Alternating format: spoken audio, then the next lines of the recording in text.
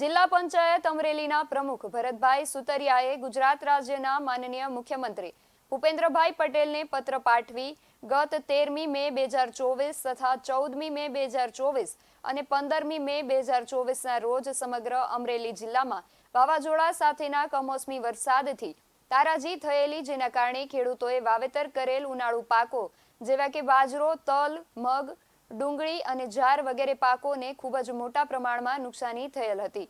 તેમજ બાગાયતી પાકોને પણ વ્યાપક પ્રમાણમાં નુકસાની થયેલ છે. આ ઉપરાંત બાબરા, વડિયા સહિતના વિસ્તારોમાં વાવાઝોડા સાથે પડેલ કમોસમી વરસાદથી બાબરા વિસ્તારમાં વધુ પડતું શહેરી વિસ્તાર સાથે ગામડાઓમાં ખેતીને નુકસાન થયું છે. જ્યારે બાબરા શહેરમાં 100 જેટલા વીજ પોલ અને વૃક્ષો ધરાશાયી થયા હતા. તેમજ બાબરા તથા અમરાપરા વિસ્તારમાં જીઆઈડીસી અને જીનિંગ મિલોને પણ નુકસાની થયેલ હોય ત્યારે તાત્કાલિક સર્વે કરીને જરૂરી યોગ્ય સહાય કરવા રજૂઆત કરી હતી. જાણીએ વધુ વિગત. અમરેલી જિલ્લાની અંદર છેલ્લા 2-3 દિવસથી કમોસમી વરસાદ વરસી રહ્યો છે.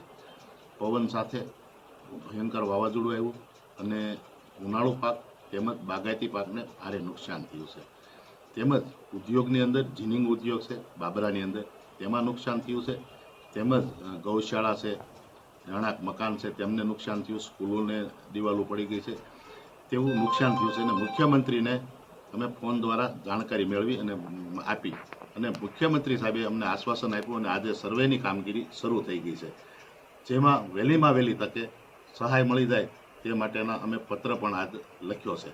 તો મુખ્યમંત્રીએ ખાતરી અમને આપી છે, એટલે અમરેલી જિલ્લા માટે વહેલીમાં વહેલી તકે સહાય આપે તેવી મારી માંગણી. VS9 TV ન્યૂઝ સાથે જેનિક સુજિત્રા, અમરેલી.